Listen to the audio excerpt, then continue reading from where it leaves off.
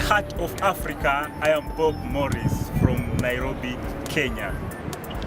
From the heart of Africa, I'm Hilda Merlin calling for the Magis from Benin. From the heart of Africa, I am Richard Sumuni Magis from DRC. From the heart of Africa, I am Guy from Togo. From the heart of Africa, I am Matambo from Zimbabwe, Harare. From the heart of Africa, I'm Pierre Celestin Musoni, Magis, Rwanda.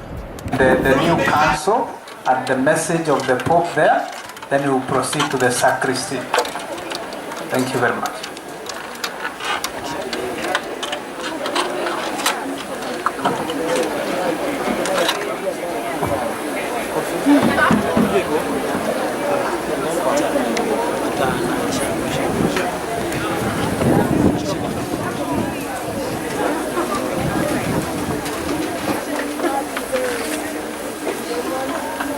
Bwana awe nanyi. Awe pia nawe. Awabariki Mungu Mwenyezi, Baba na Mwana na Roho Mtakatifu.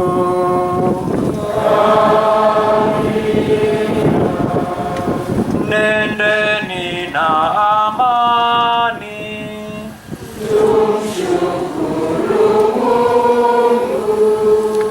When you are given the opportunity to have interaction and to see those others coming from other deaneries or other parishes.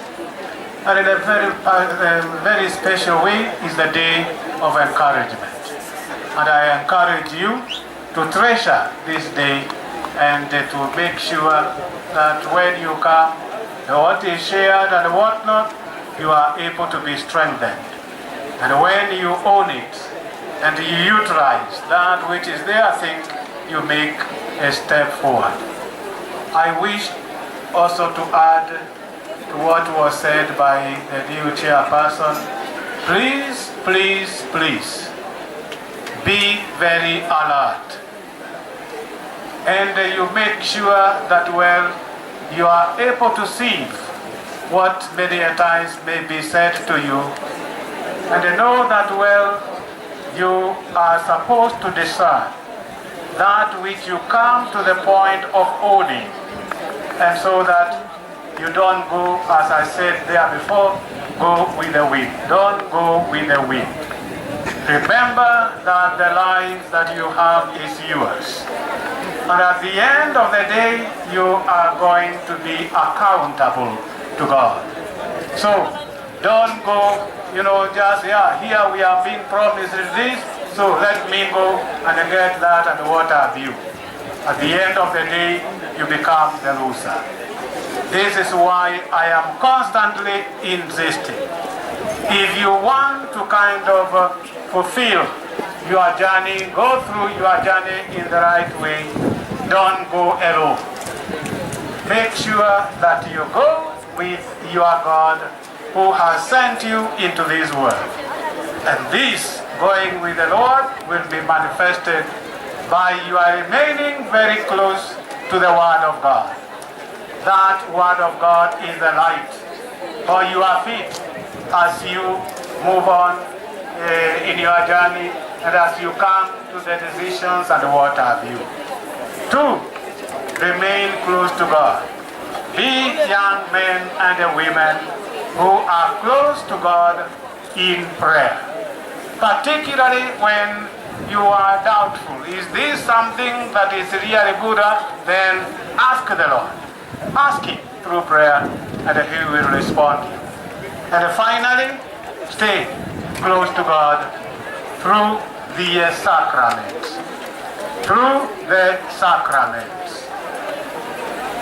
So, if it is the sacrament of the confession, if it is the sacrament of the Eucharist, when that is shared in a joyful spirit like that of today, then you can see that yes, something is going on. But let us not just be, in the church, just physically. Let us be there existentially. So praying and sharing, listening to the Word of God, and being able to share also in the sacrament of the Eucharist and so on. This is what I would like to ask you, my dear young people, so that you can be really strong. Not just be physically strong, but strong also spiritually strong, mentally, and what have you. I take this opportunity to thank once again the department of our young people here. I can see that we are growing every year and so on. Let that be kept up.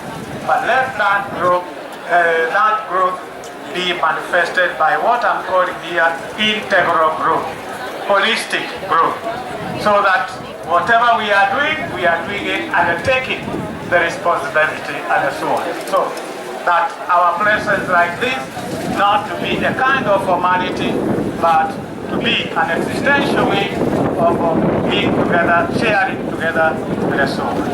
With that I say, thank you very much for what is being done by the youth and whatever we can do. Hi, I'm Sasmo Wamboi, the chairperson of Diocese of Nairobi. I will take this is the year of mercy. We as the youth, we have decided to do charitable works, to give to the needy as our Cardinal Drew has advised us. And also, we hope that during this year we'll be true to our faith, and also everything we'll be doing according to how faith teaches us. We will not forget that in serving it's not in receiving, it's also in giving that we get to receive.